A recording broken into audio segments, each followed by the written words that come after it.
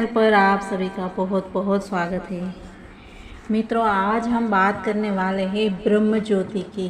ब्रह्म ज्योति वो ज्योति है जो हम अपने वर्तमान चक्षुओं से देख नहीं सकते हैं। ब्रह्म ज्योति ब्रह्मांड के आवरण के बाहर स्थित है। अतएव इस ज्योति को कैसा अनुभव अर्जुन ने किया वो हम जानेंगे। तो मित्रों, देर न करते हुए हम शुरुआत करते हैं। लेकिन इसके पहले अगर आप इस चैनल पर नए हैं तो हिंदुस्तानी चैनल को सब्सक्राइब कर लीजिए और बाजू वाले बेल आइकन को भी प्रेस कर दीजिए ताकि नोटिफिकेशन तुरंत मिल पाए। जब भगवान श्री कृष्ण तथा अर्जुन ब्रह्म ज्योति के इस क्षेत्र में पहुँचे तब अर्जुन इस देदीप्यमान ज्योति को सहन न कर सके तथा उन्होंने अपने नेत्र बंद कर लिए। भगवान श्री कृष्ण तथा अर्जुन के ब्रह्म ज्योति क्षेत्र में पहुँचने का वर्णन हरिवंश पुराण में किया गया है। उसमें श्री कृष्ण ने अर्जुन को सूचित किया कि प्रिय अर्जुन, जिस देदीप्यमान कांति, जिस दिव्य ज्योति के तुम दर्शन कर रहे हो वो मेरी शारीरिक किरणें हैं। हे भरत वंशियों में शिरोमणि, यह ब्रह्म ज्योति मैं ही हूँ। जिस प्रकार सूर्य के प्रकाश को वियुक्त नहीं किया जा सकता है, उसी भांति श्री कृष्ण तथा उनकी अंग कांति ब्रह्म ज्योति को भी वियुक्त नहीं किया जा सकता है। इस प्रकार श्री कृष्ण ने कहा कि ब्रह्म ज्योति वे स्वयं ही है। श्री कृष्ण ने अर्जुन से कहा, ब्रह्म ज्योति माया शक्ति के नाम से प्रसिद्ध मेरी बहिरंगी शक्ति के क्षेत्र से ऊपर है। जब तक व्यक्ति भौतिक जगत में रहता है उसके लिए ब्रह्म ज्योति का अनुभव कर पाना असंभव है। अतएव भौतिक जगत में यह ज्योति प्रकाशित नहीं होती है, जबकि आध्यात्मिक जगत में यह प्रकाशित होती है। व्यक्त अव्यक्त शब्द का यही तात्पर्य है। श्रीमद् भगवद गीता में कहा गया है, अव्यक्तो व्यक्तात् सनातनः, ये दोनों ही शक्तियाँ नित्य प्रकाशित है।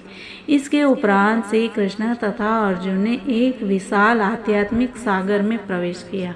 यह आध्यात्मिक सागर कारणार्णव अथवा वीरजा कहा जाता है, क्योंकि यह भौतिक जगत के तीनों गुणों के प्रभाव से मुक्त है। मृत्युंजय तंत्र नामक एक वैदिक ग्रंथ में कारणार्णव, कारण सागर अथवा वीरजा का सजीव वर्णन है। उसमें कहा गया है कि भौतिक जगत का सर्वोच्च लोक सत्यलोक अथवा ब्रह्मलोक है। उससे परे रुद्रलोक तथा महाविष्णु लोक है। इस महाविष्णु लोक के संबंध में ब्रह्म संहिता में कहा गया है, भगवान महाविष्णु कारण सागर में शयन कर रहे हैं। जब वे श्वास छोड़ते हैं तब असंख्य ब्रह्मांडों की उत्पत्ति होती है तथा जब वे श्वास लेते हैं तब असंख्य ब्रह्मांड उनके अंदर प्रवेश कर जाते हैं। इस प्रकार भौतिक सृष्टि का उदय तथा विलय होता है। जब भगवान श्री कृष्ण तथा अर्जुन ने सागर में प्रवेश किया उस समय दिव्य कांति का एक तूफान आने वाला था तथा कारण समुद्र का जल अत्यंत उद्वेलित था। भगवान श्री कृष्ण की कृपा से अर्जुन को अत्यंत सुंदर कारण सागर के दर्शन का अपूर्व अनुभव प्राप्त हुआ। भगवान श्री कृष्ण के साथ अर्जुन ने जल में एक विशाल राजमहल के दर्शन किए। उस महल में रत्न निर्मित हजारों स्तंभ थे तथा उन स्तंभों के देदीप्यमान कांति इतनी सुंदर थी कि अर्जुन उस पर मुग्ध हो गए। उस महल में श्री कृष्ण तथा अर्जुन ने अनंत देव के विशाल रूप के दर्शन किए। अनंत देव को शेष भी कहा जाता है। भगवान अनंत देव अथवा शेषनाग सहस्त्रों फणों वाले एक विशाल सर्प के रूप में थे। उनका प्रत्येक फण मूल्यवान तथा कांतिवान रत्नों से सज्जित था।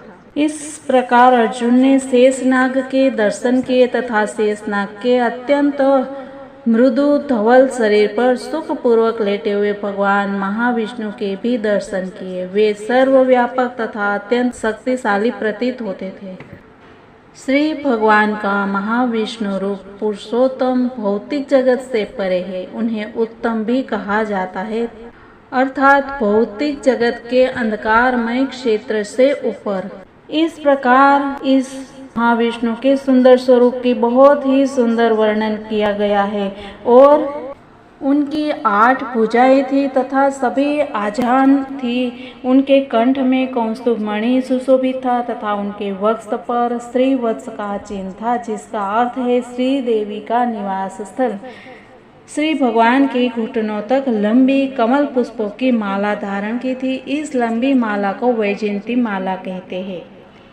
श्री भगवान के समीप उनके पार्षद नंद और सुनंद थे। साथ में श्री सुदर्शन चक्र भी खड़ा था। जैसा कि वेदों में कहा गया है, श्री भगवान की असंख्य शक्तियां हैं।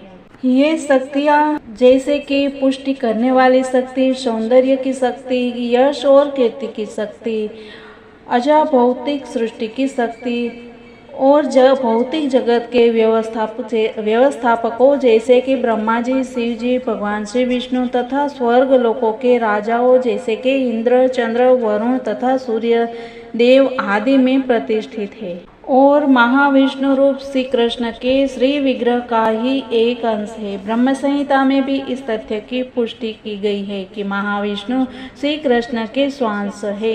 ऐसे समस्त अंश तथा श्री भगवान के मध्य अभेद है, अर्थात कोई भेद नहीं है, किंतु श्री कृष्ण मानव के रूप में अपनी लीलाओं को प्रकाशित करने के लिए इस भौतिक जगत में प्रकट हुए थे।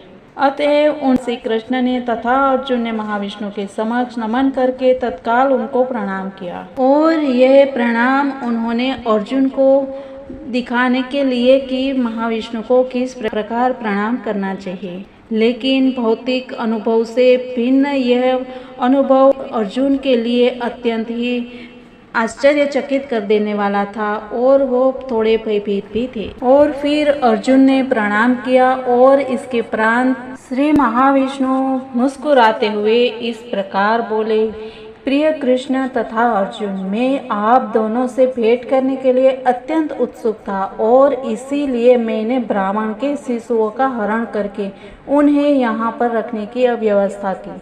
मैं आप दोनों के इस महल में आने की अपेक्षा रखता था।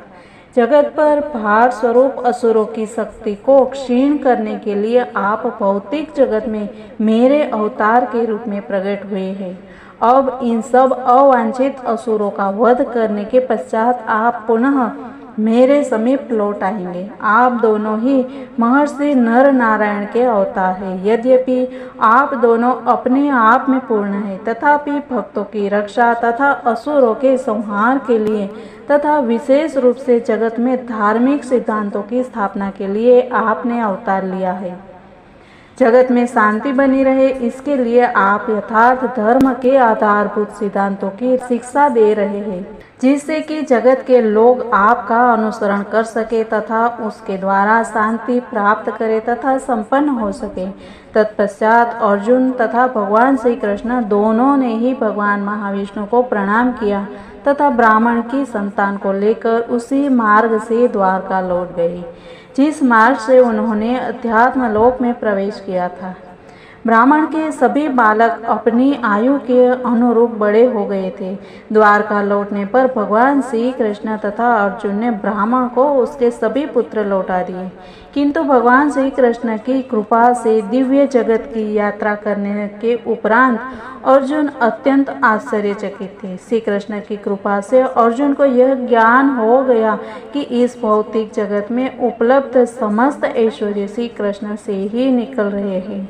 किसी व्यक्ति को कोई भी वैभवशाली पद इस जगत में प्राप्त होता है तो वह श्री कृष्ण की दया ही है। अतएव श्री कृष्ण के प्रति पूर्णतः आभारी होकर व्यक्ति को सदैव कृष्ण की उपासना में रत रहना चाहिए, क्योंकि उसके पास जो कुछ भी है वह भगवान श्री कृष्ण की ही दया से है। इस भौतिक जगत में अपने निवास काल में श्री कृष्ण ने सहस्त्र लीलाएं की थी। श्री कृष्ण की दया से अर्जुन का अद्भुत अनुभव उन लीलाओं में से एक है। श्री कृष्ण की समस्त लीलाएं अपूर्व थी तथा जगत के इतिहास में उनकी कोई तुलना नहीं मिलती है। वे समस्त लीलाएं यह सिद्ध करती है कि श्री कृष्ण श्री भगवान है। फिर भी जब वे इस जगत में उपस्थित थे तब उन्होंने अनेक लौकिक कर्तव्यों से युक्त एक साधारण मानव का अभिनय किया। उन्होंने एक आदर्श गृहस्थ का अभिनय किया तथा यद्यपि उनके 16,000 से अधिक रानियां, 16,000 से अधिक महल तथा 1,60,000 से अधिक संतानें थीं, तथापि राजवंशियों के भौतिक जगत में मानव जाति के कल्याण के लिए, जीवन की शिक्षा देने के लिए उन्होंने अनेक यज्ञ भी किए। एक आदर्श श्री भगवान के रूप में उन्होंने मानव समाज में उच्चतम ब्राह्मणों से लेकर शूद्रतम मानवों सहित समस्त साधारण जीवों तक सबकी इच्छाओं को पूर्ण किया। जिस प्रकार समय अनुसार प्रत्येक व्यक्ति को संतुष्ट करने के लिए संपूर्ण जगत में वर्षा का कार्य राजा इंद्र के अधिकार में है, उसी भांति श्री कृष्ण अपनी अहेतुक दया की वर्षा के द्वारा प्रत्येक व्यक्ति को संतुष्ट करते हैं। उनका उद्देश्य भक्तों की रक्षा तथा आसुरी राजाओं का वध करना था। अतएव उन्होंने लाखों असुरों का वध किया। उनमें से कुछ का वध उन्होंने स्वयं किया तथा कुछ का वध उनके द्वारा नियुक्त अर्जुन ने किया। इस प्रकार उन्होंने जगत के नायक के रूप में युधिष्ठिर जैसे अनेक पुण्यात्मा राजाओं को प्रतिष्ठित किया। इस प्रकार अपनी दिव्य व्यवस्था के द्वारा उन्होंने युधिष्ठिर की उत्तम राज्य व्यवस्था की सृष्टि की, जिससे सुख एवं शांति स्थापित हुई। इस प्रकार भगवान की इस लीलाओं के साथ हम इस भगवान की अपने पर असीम कृपा, हम सब पर असीम कृपा बरसे, ऐसी प्रार्थना के साथ मिलते हैं कल कुछ नई बातों के साथ। तब तक के लिए सबको जय हिंद, वंदे मातरम, भारत माता की जय।